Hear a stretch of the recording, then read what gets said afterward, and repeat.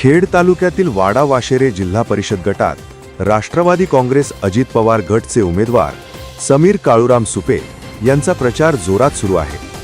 घड्याळ चिन्हावर लढणारे समीर सुपे यांना गावोगावी मतदारांचा उत्स्फूर्त आणि प्रचंड प्रतिसाद मिळत आहे.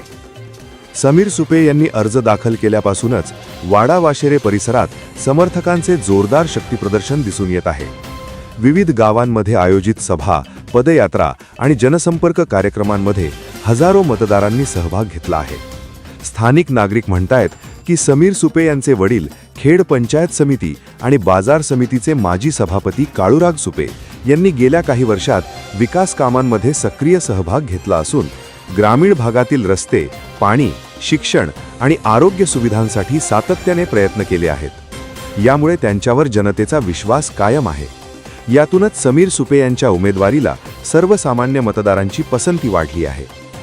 या गटात चौरंगी लढत होत असून शिवसेना उबाठा गट, शिवसेना शिंदे गट आणि अपक्ष उमेदवार यांच्यासह समीर सुपे यांची मुख्य लढत आहे. तरीही राष्ट्रवादीचे समीर सुपे यांचाच बोलबाला दिसत आहे. गावकऱ्यांकडून आमचा समीर भाऊ असे म्हणून उत्साह दाखवला जात आहे. समीर सुपे यांनी सांगितले की वाडा वाशेरे हा माझा जन्मभूमी कर्मभूमीचा भाग आहे. मतदारांच्या प्रेमामुळे आणि विश्वासामुळे मी अधिक जोमाने काम करेन. विकास आणि जनकल्याण हेच माझे ध्येय आहे.